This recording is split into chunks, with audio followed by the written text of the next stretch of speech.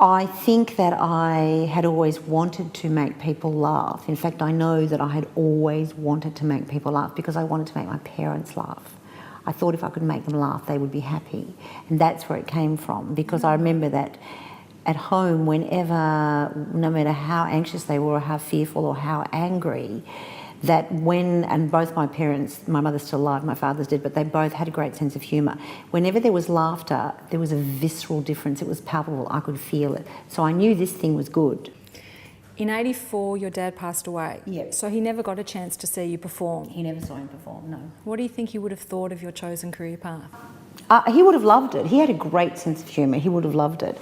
And in fact, I think it was one of the inspirations for me to not perform for a long time, or one of, not inspirations, but reasons, because when I was about 10 or 11, I did a school speech, and I'd never done anything like that. And he came, took me there, and then he stayed for the school speech. And I gave a speech, and it was really good. And my father only had one arm. And I was very excited about him being there. But I hadn't thought about the fact that he couldn't clap.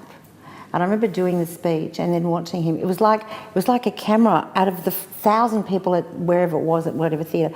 I honed in on him. I knew where he was in the audience, and he couldn't clap, and I was guilt-ridden. I thought I'd humiliated him. In my little child's head, I thought, he can't clap, he feels bad, and everybody knows I'm his. And nobody did, you know what I mean? So for a long time, I didn't get on stage, and it was because of that, because I thought I had put him in a terrible situation where he couldn't clap. You've been described as a stimulated by the fear of failure sort of woman. What sort of woman is that? I remember I started in 1986. Now, the early 90s was the beginning of what was called the New Age era, where there were so many different options. You know, if you were anxious, you could go and have primal therapy, you could shove a watermelon up your ass therapy, you could do so many therapies, you know what I mean? So a lot of my work was about that, and fear of failure And was... that's been the most effective? The most effective. Shove a watermelon up your ass, your life will change. But if somebody had said that to me in 1992, go up a mountain, shove a watermelon, I was like, okay, fine. And I did all of that. I did everything. I did crystals, I did healing, I did, whatever. I did everything. But fear of failure was also, because I'd written a whole routine about, in fact, it was true that when I was doing stand-up and when I was starting stand-up, I was reading every biography and reading every how-to book about comedy and anything I could read and anything I could get. And there were, at that time, tapes available for Learn to Love Yourself. Women who love too much, women who love men and the men who hate them, women who hate dogs, women who hate cats, who hate dogs, who hate men, who screw other women, whatever. So I'd gone past, this is a true story, I'd gone past a shop like that had a tape called Fear of Failure. The only thing was, and again this is true because the best comedy is that the shop was having a liquidation sale, and the Fear of Failure tape was in the basket at the front. It was like comedy right there. The Fear of Failure. The shop is selling out, bargains, bankrupt, and this tape, which is called Fear of Failure, and I did this routine for years because it was true. That's what was so ironic. The tape said that this American voice comes in and says, imagine the most horrible thing that could happen to a human being. I'm listening at night, on a Walkman with this thing in my ear. It says, imagine the worst possible scenario. And I'm just thinking, imagine waking up next to somebody who sounds like this. That'd be terrible, But then the voice goes, imagine the most horrible thing that could happen to a human being. And together we will create a visualization and we will work through it and you will have cured your fear of failure, right? Now remember, I want to be a stand-up comedian, right? So it says, imagine that you're in a room full of people. And they're all laughing at you. And of course I think, no, but that's what I want. Do you know what I mean? So that's the dream. That's the dream. And yet this tape is saying it's the worst. So I did a whole shtick about fear of failure, that I didn't want to fail. But of course, you always fail. And I have failed a million times. You do, and everyone does. But it's just interesting that if you are stimulated by the fear of failure, you are a risk taker. A lot of people who are frightened of failure try nothing. Of course. And their comfort zone is this big. Of course. So to stand up in front of hundreds of people of and course. have the risk of them not even responding to your material is kind of daunting. Of course, but I think it was Woody Allen who said if you're not failing now and again, it's a sign that you're sort of taking it easy, that you're not actually doing anything. You have to fail because you're never going to get it right the first time or the second or the third even. Do you feel that you've become actually more courageous as you've gotten older? Or less courageous? No, I've just made so many mistakes. I'm running out of mistakes I can make. Do you know what I mean? I've screwed up a marriage, lost all my money. What else? You know what I mean? There's only so many things you can do. And then all those mistakes your parents said, you know, if you do this, that'll happen. And that happened. Oh, well, I'm alive. That happened. I'm alive. That happened. I'm alive. It all happened. I'm alive. Yeah. So the world didn't come to an end. From a personal perspective, I would have to say that I was far more courageous in my 20s, and it takes a lot more gumption, which I think I had in spades in my 20s, to do the same kinds of things in my 30s. And I think that that's very common for women. And I don't know if that's connected to the so-called childbearing years or when other things may or may not settle in your life. But I think that people start to lose their confidence and lose their courage. And I'm so inspired by the fact that you just seem to be braver. Post-menopause. There's no love left in that bottle. You can do whatever you want. Nobody cares. I've got no estrogen. I don't care. I'm serious. I mean, that's why you see 80-year-old women going trekking in the Himalayas. They wouldn't have done in their 20s. They wouldn't go on a bike in the Himalayas. Who cares? I'm an old lady. Who's going to kill me? No one. And what can I do? Fall over? I'll die. Who cares? I'm 80. Do you know what I mean? I think, look, if you have children, it's different because there are children and you're bonded. I think there are certain years in a woman's life I've seen from my own friends that I didn't have children, but I created my work. And I, in fact, didn't have a relationship for most of those years, for the early years, because to me, I used to say to friends, it felt like a menage a trois. There was the work, and that was all. And if there was a boyfriend, he just got in the way, because I was married to the work. I was like a nun for comedy, you know what I mean? I'm married to the stand-up, and that's my God, that's everything. And I was happy, totally happy with that. I didn't need anything else. Other friends were having children. So for me, it wasn't a conscious decision. I was totally driven. If I could do a gig every hour, every day for 7 days, I would have done it. There was a time I would have done that because I was just learning and learning and learning and learning and learning. And when you are in a job where every single time it's different, every single time. It's not like even doing a ballet or a play where it's the same script. Every single time it's different with a different audience in a different room in a different time. It is very compelling. What's the most profound lessons you've learnt from your parents?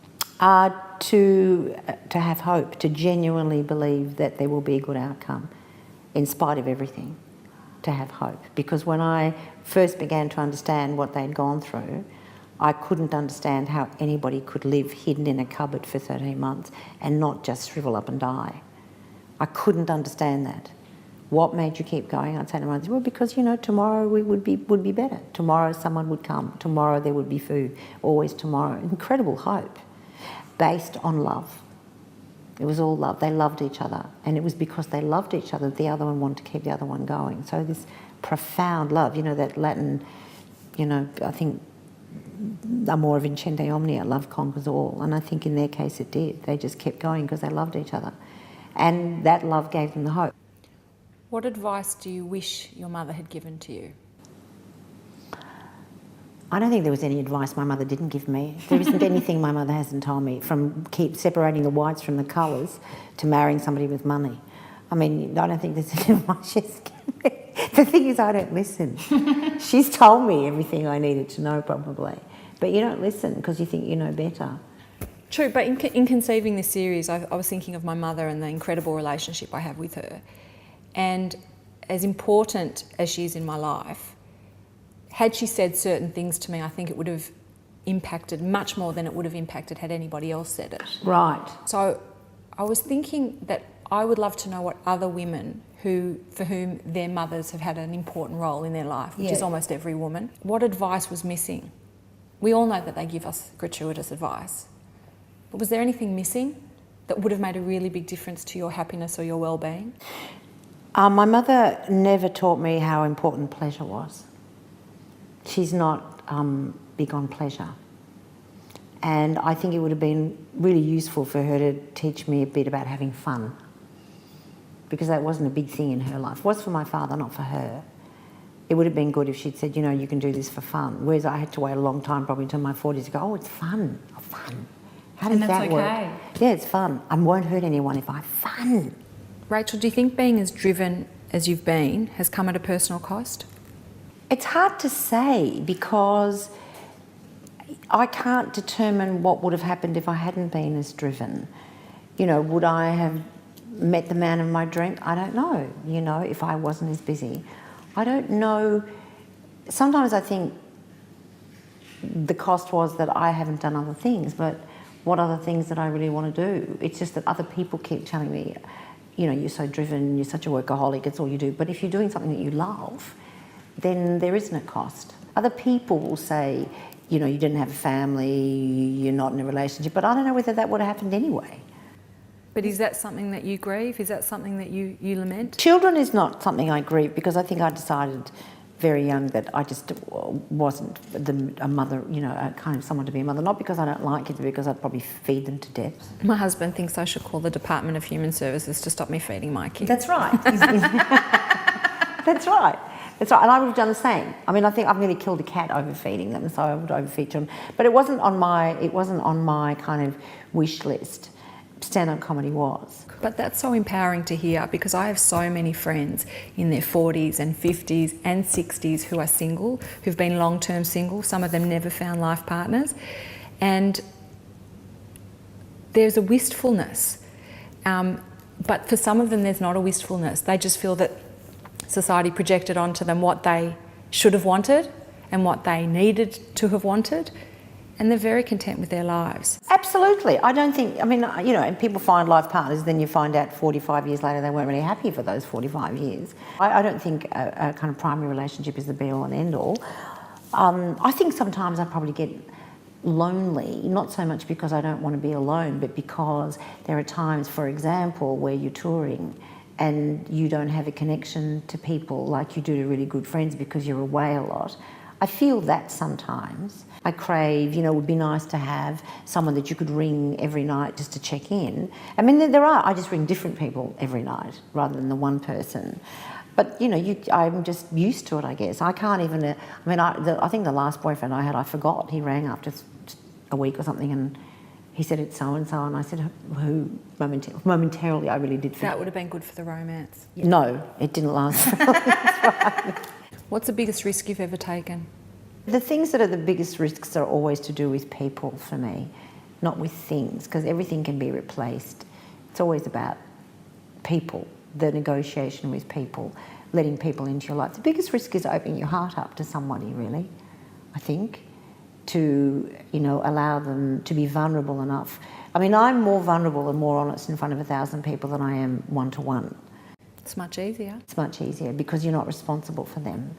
But I think, you know, I think that's it's a big risk letting people into your life. It's a good one and I take it. But the greatest risks to you are the personal ones. I think the personal ones. I mean, for example, you know, being with a friend who is dying, which has happened to me on more than one occasion, is a huge responsibility and a risk, because you know, it's risky.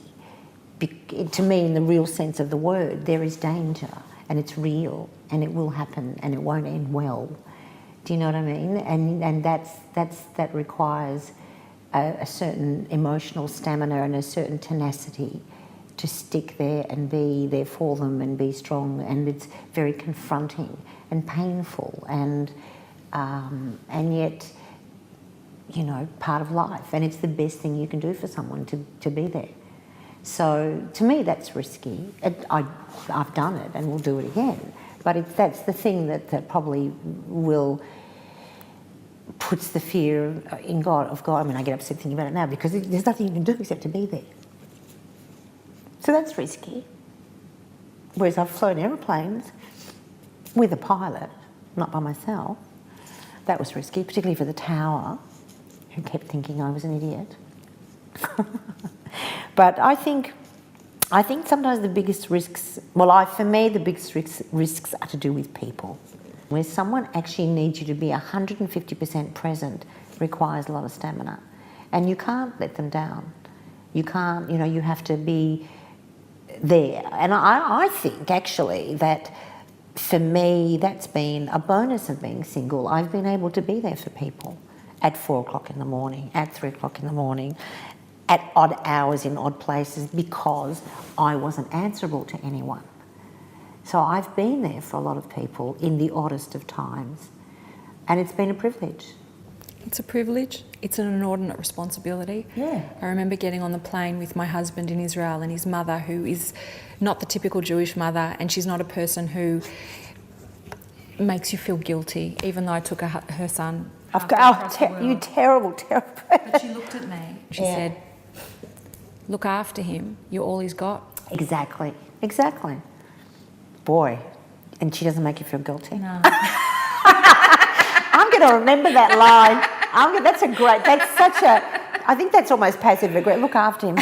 You're always, because I'm not there, is what she's saying.